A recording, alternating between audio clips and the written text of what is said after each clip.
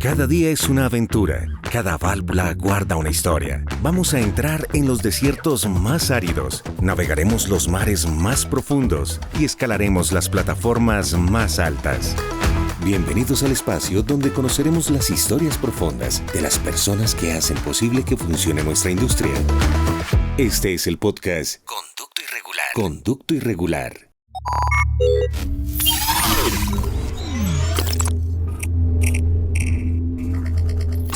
Bueno, Mario García, una historia de vida, una historia en un sector de muchos años y un acontecimiento como parte de esa historia de vida que literalmente movilizó un montón de circunstancias y que le suma a esa historia y que un poco te confrontó, pero al mismo tiempo te ratificó un montón de certezas en este sector y a lo largo de tu vida. Empecemos un poco para hacerle caso a esa historia de vida contando cómo llegaste a este sector, cómo iniciaste, cómo ha sido ese desarrollo, porque hay una historia larga ahí por contar. Bueno, Ana María, primero, gracias por la invitación y a ODL también, gracias por la invitación. Muy agradable estar contigo aquí en este espacio. Qué rico.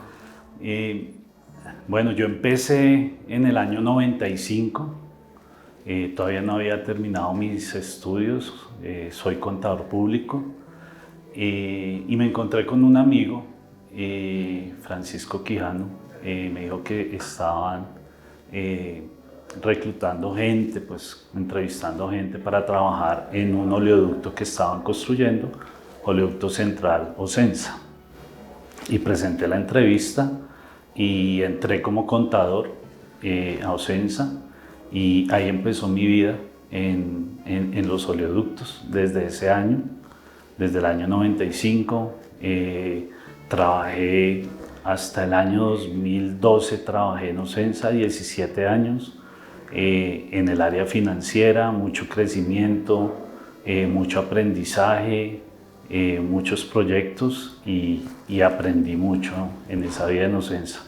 En el año 2012 paso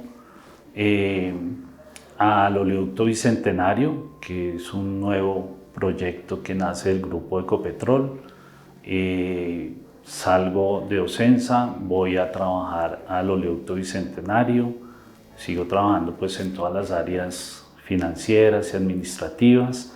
Después viene una integración ODL Bicentenario y en el 2015 paso a trabajar a ODL, también con unos retos grandes de integración de las dos compañías y bueno, continúo con ese aprendizaje y en el año 2021 en marzo regreso a Ocensa a un cargo que es en el que estoy actualmente como director de servicios corporativos. Si vemos un poco toda esa historia recorrida, es curioso cómo como contador, digamos, asumes un poco el reto y por decirlo menos un poco el riesgo, y ahora vamos a hablar de eso, de entrar en un sector donde el trabajo claramente podía no ser un trabajo solo de oficina, un trabajo operativo, sino era un sector donde había toda una caracterización de posibilidad de tener que trasladarse, de tener que estar en lugares de algún riesgo de seguridad. ¿Cómo empiezas tú a ver, digamos, esa perspectiva diciendo soy contador, llego a este sector y empiezo a trabajar y me doy cuenta de toda la perspectiva que tiene este trabajo dentro de un sector? ¿Cómo empiezas a darte cuenta de esa trascendencia que podías tener en tu profesión, en este sector y en este grupo de empresas? Sí, bueno, siendo contador, éramos un grupo grande de contadores, te estoy hablando de la época de Ocensa. Yo tenía un cargo que era contador de activos fijos y yo siempre pensaba en cómo desarrollar mi rol y mi función de una manera diferente, en pensar diferente y tratar siempre de ser un contador diferente. Y me metí mucho a conocer lo que es la operación, los procesos, para entender realmente cómo se desarrollaba el negocio.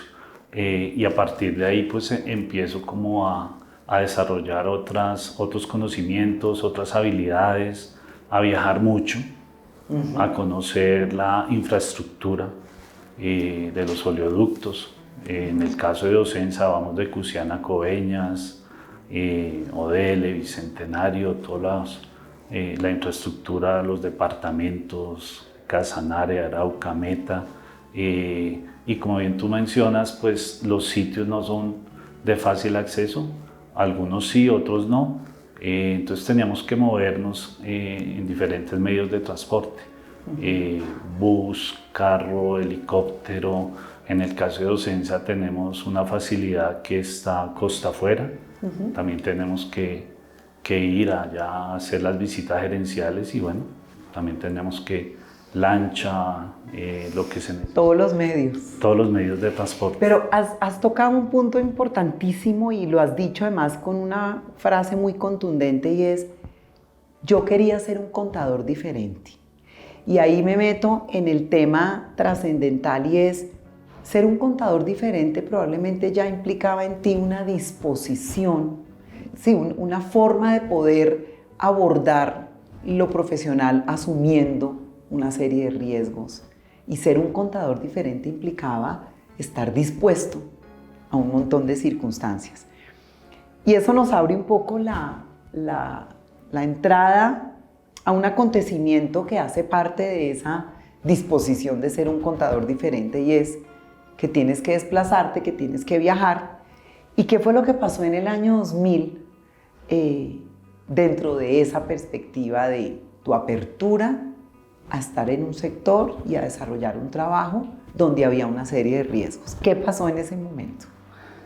Sí, Ana María, es una anécdota y en mi vida, en el año 2000 teníamos en Ocensa una visita a los activos de la compañía. Estábamos visitando unas bodegas, un tema de materiales, de repuestos, de validación financiera, del rol que yo desempeñaba en ese momento. Y recuerdo mucho que estábamos en Puerto Berrío, ahí estábamos haciendo un trabajo, ahí existe una base donde tenemos todos los equipos para atender cualquier emergencia o contingencia. El helicóptero hace un recorrido de línea, ya venía de regreso para Tunja, porque ahí pernocta el helicóptero. ¿Ya venías de regreso hacia Bogotá? Ya venía de regreso hacia Bogotá y dentro del recorrido el helicóptero pues paró en Puerto Berrío y ahí nos subimos pues los del equipo que estábamos haciendo ese trabajo más otros ingenieros. Recuerdo que en esa época era un helicóptero, era una referencia a un helicóptero grande, es un Bell 412, con capacidad para 12 pasajeros aproximadamente, más los pilotos, y el helicóptero venía totalmente lleno, ¿sí? Dentro de su recorrido para dejar a todo el personal que venía de hacer sus trabajos en Tunja. Y me subo yo en Puerto Berrío al helicóptero y arrancamos para Tunja. En ese momento yo recuerdo mucho que íbamos pasando por Villa de Leyva, que es uno de los sitios que por temas familiares siempre hemos estado ahí. Yo iba muy concentrado tratando de ver el pueblo, de ubicar de identificar como los cómo era mirando, como observador. Exactamente, cuando de un momento a otro al frente mío viene una persona que trabajó con nosotros, Carlos Piedradita, y en ese momento vi que él se tomaba la cabeza con las manos. Yo no sabía qué pasaba, yo no iba conectado a las comunicaciones con los pilotos, y de un momento a otro él se agacha y se cogía la cabeza, pero todo lo que te estoy contando, eso es cuestión de segundos. Aquí nos vamos a demorar mucho más de todo lo que pasó en el momento. Sí, eso es cuestión de segundos. Y en ese momento el helicóptero empieza a hacer unos movimientos muy bruscos. Yo creo que me puedo equivocar, pero son 30 segundos, menos de un minuto. Y el helicóptero empieza en momentos brusquísimos, que esos todavía los recuerdo mucho, y de un momento a otro veo que el helicóptero empieza a caer, y pues caímos en un cultivo de cebolla. Estaba recién arado, recién lo estaban empezando a cultivar en Cucaita, que es un pueblo muy cerca a Villa de Leyva. La angustia de salir del helicóptero, claramente porque pues, cayó de lado, el helicóptero lleno, la angustia que se fuera a explotar el helicóptero.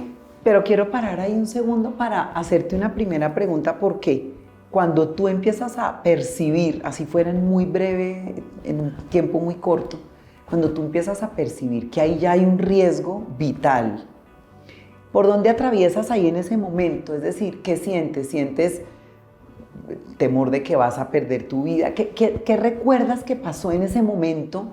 Porque después viene también como la reacción de cómo el instinto de supervivencia, pero en ese instante, ¿qué pasa cuando ya ves que estás en riesgo realmente? Pues mira, Ana María, eso es tan rápido, realmente uno no le pasa por la mente.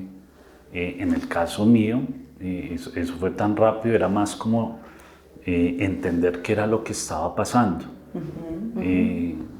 Yo reaccioné o entendí claramente ya en el momento en que vi que ya estábamos pues cerca al cultivo, al piso, como dicen. Pero pues por mi mente realmente no pasó nada hasta que caímos. Ya después, en el momento de la salida del helicóptero, sí hubo angustias, porque todos los pasajeros, pues, todos los compañeros, salgamos rápido porque se puede explotar el helicóptero. Claro, era el riesgo más grande. Sin embargo, la caída, o como fue, claramente los pilotos hicieron una maniobra que ellos la saben hacer, porque el helicóptero, al perder los dos motores, y después entendimos, entonces pierde un motor y el protocolo es que tiene que aterrizar o buscar dónde aterrizar, pero en el momento en que él busca dónde aterrizar, que encontró ese llanito, que es ese cultivo, se le apaga el otro motor, pero con la fuerza que ya venía, lo que entendemos es que logró hacer el aterrizaje. Pero realmente es muy rápido, uno no alcanza a pensar. Después es que vienen las angustias y los pensamientos, ¿no? Dice uno, pues, ¿qué pasó? ¿Cómo sobrevivimos a esto? Pero todos salimos ilesos. El helicóptero realmente no quedó destrozado, las patas del helicóptero sí se destrozaron, pues por la forma como cayó, pero todos salimos ilesos. ¿Qué recuerdas y ya después, cuando ya ha ocurrido? Porque entiendo además que casi ni podríamos decir que fue un accidente, fue una caída buscando justamente reaccionar. Total. Que es muy importante, o sea, esto no fue un accidente porque sí, fue una falla ante la cual el piloto justamente buscó la forma. Y lo manejaron muy bien. Y lo hizo. Cuando ya pasa eso, que veo que recuerdas bien además aterrizar o encontrarse en un campo de cebollas, en un cultivo, y cuando ya te das cuenta que estás vivo, que nadie más quedó, o sea, que todos salieron ilesos, te percatas de tu entorno. ¿Qué pasa ahí y qué recuerdas ya cuando tienes que asumir, bueno, esto pasó? Ya no tanto qué está pasando, sino esto pasó. ¿Qué recuerdas? ¿Cuáles fueron como esos momentos posteriores a todos esos sentimientos de miedo, incluso hasta de gratitud de estar vivo, en fin? ¿Qué pasó en ese momento? ¿Qué recuerdas?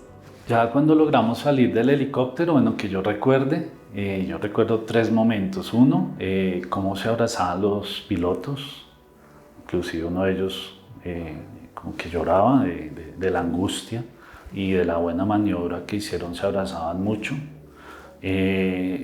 Lo otro que recuerdo mucho es un compañero que salió corriendo, él corría y corría y corría de la angustia. Y siempre recuerdo mucho a una señora campesina que llegó y nos dio agua. Eso lo recuerdo mucho.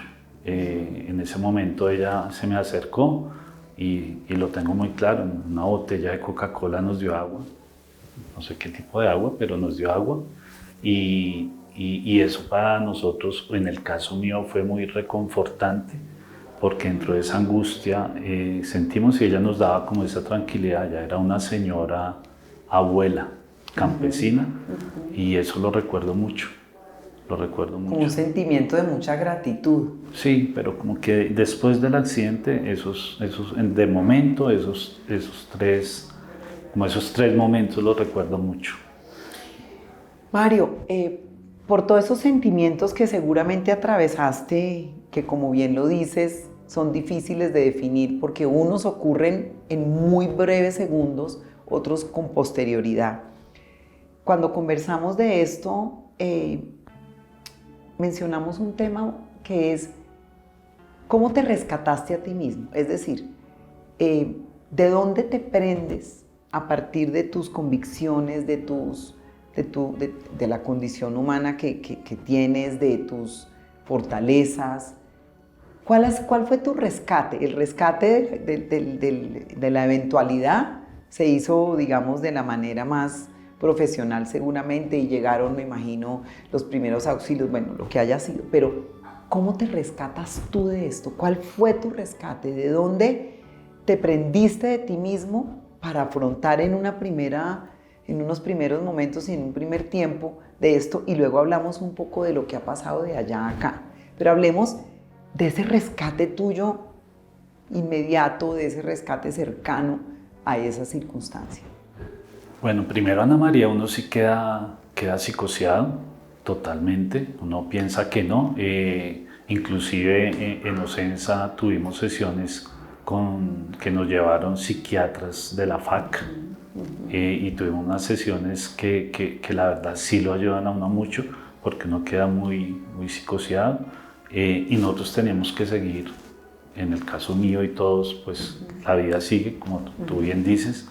Eso nos ayudó mucho, entender qué fue lo que pasó, contar. Una de las terapias que ellos recomendaban siempre es verbalizar. Digo, siempre que pueda, cuente lo que le pasó, porque eso ayuda. Y sí tuve un par de años en los cuales hubo angustia de volverse uno a montar o en avión, en el caso mío, o en el helicóptero. Yo creo que yo estuve unos 2 años sin volver a montar en helicóptero. En avión sí tuve un par de situaciones, pero sí la angustia se sentía. Pero hablando de las fortalezas, pues uno tiene que salir adelante, uno tiene que seguir creciendo, uno tiene que, frente a esas adversidades, manejar esos miedos. Y bueno, creo que lo logré porque también el trabajo que teníamos, que tengo actualmente, hace parte de ese crecimiento, y teníamos que superar ese impasse que tuvimos, y lo he logrado. Yo a los 2 años volví y otra vez a montar, a hacer las visitas. ¿Volviste a montar después de haber elaborado un poco? Sí, claro. Total. ¿Y ahí ya sentías miedo? ¿Cómo fue esa experiencia de volver a montarte en un helicóptero después de esto? Sí, las primeras veces temor, claramente ya después uno coge la tranquilidad. Hoy, te hablo de hoy, después de tantos años que todavía tenemos que hacer esas visitas y montarnos en el helicóptero, yo siento mucha tranquilidad, la verdad no siento ningún pánico ni angustia, y creo que ha sido parte de ese crecimiento, de esa fortaleza, y creo que si eso uno lo lleva a la vida, eso se ve reflejado en cómo uno supera todos esos obstáculos. Ahorita quiero volver sobre ese tema, pero estaba pensando en algo importante, y es, esta historia tiene que ver también con algo que tomaba nota acá, que es cómo tuviste que vivir una experiencia de algo para lo cual trabajas. Es decir, viviste un accidente para el cual todo tu trabajo, digamos, está integrado a que eso no ocurra, así estés desde el área financiera y tal, pero es como uno trabaja en una empresa y sin darse cuenta del trabajo que uno hace, tiene que ver después con un hecho que ocurre. Es decir, ¿cómo vives tú una experiencia casi que trabajando para ella, así fuera desde otra área? Tú no trabajabas en el área directamente operativa pero te ves involucrado en esa situación, trabajando en esa empresa. Eso le puede pasar a cualquiera. Claro. Eso le puede pasar a cualquiera. ¿Cómo es esa experiencia? Es vivir una experiencia trabajando para ella, porque desde tu trabajo le sumas a que esa eventualidad no ocurra, pero ocurrió. ¿Qué significa eso en tu vida? Para mí es una experiencia de vida de crecimiento y de fortaleza, como te he dicho. Yo creo que esto le da a uno más ganas de hacer las cosas, más ganas de crecer y de pensar que la vida sigue y que el trabajo de uno tiene que buscar las formas de hacerlo bien, diferente, de ir a campo. Yo soy un convencido que en el sector que estamos nosotros, ODL, Bicentenario, Ocensa, el mismo Zenit, uno tiene que vivir lo que es campo, conocer la infraestructura, conocer el negocio, y eso le da a uno mucho crecimiento. Para mí es una experiencia que me ha dejado más aprendizajes y más como ganas de seguir aprendiendo. Así claro, me toque en helicóptero, en carro. No, pues además porque estás en todos los medios de transporte, pero claro, yo me imagino es un poco, yo trabajo en esta empresa, trabajo para que este tipo de cosas no ocurran, como muchas otras que también ocurran, y me pasó esto. De acuerdo. Y encuentro muy valeroso de parte tuya que hayas seguido trabajando. Podría no haber sido así, podría haber dicho, mire, me pasó esto, voy a cambiarme a otro sector donde no, sin embargo, lo sigues haciendo. Quisiera concluir con dos preguntas. ¿Qué permanece de esto y qué se olvida de esto? ¿Qué pasa de esto? ¿Qué queda por fuera, pero qué permanece? Tanto en lo positivo como en lo negativo. Pueden permanecer sentimientos de angustia, de prevención o al contrario. Pero ¿qué queda para ti de esto y qué pasó de esto que hace que puedas seguir en este sector, desarrollando tu carrera profesional con distancia de esto que pasó y asimilando lo que pasó? ¿Qué pasa y qué queda? Mira, yo creo que pues queda la experiencia. Creo que el manejo de los miedos, eso lo fortalece mucho a uno.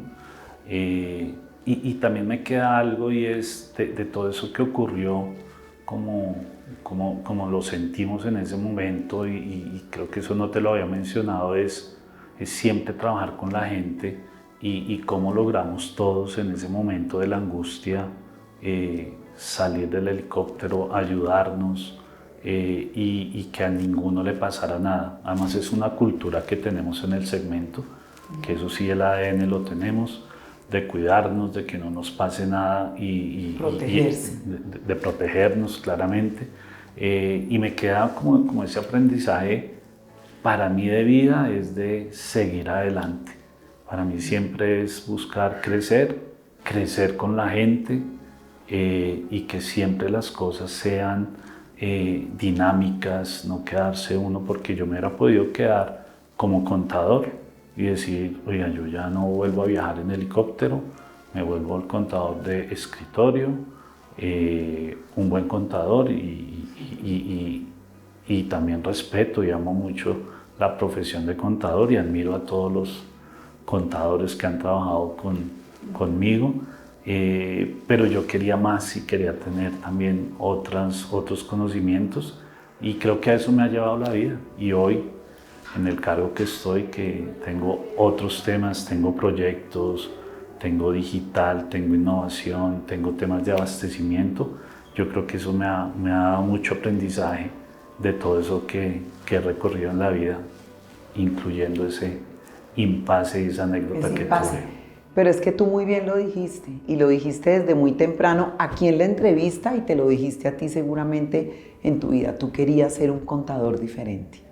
Sí, un contador diferente, y lo lograste, y mira dónde has llegado. Hay un tema que no abordamos, que lo voy a preguntar para que lo podamos también integrar acá, y es un poco el impacto que esto tuvo también en tu familia, al interior de tu entorno más cercano. Hubo miedos, hubo reacción, o sea, cómo te cobijó un poco también ese núcleo familiar, el núcleo afectivo. ¿Cómo te abrazó en un acontecimiento como este, que me imagino que también esos sentimientos atravesaron? Y no sé, me imagino de pronto tu esposa diciéndote no vuelves a montarte, o tus hijos, no sé. ¿Cómo te cobijó ese entorno cercano para que esto también lo integremos un poquito a lo que hablamos? No, pues claramente el apoyo de la familia. Pues mis hijas en ese momento eran tenían en ese momento solo una niña. No había nacido mi segunda hija, Ivana, no había nacido.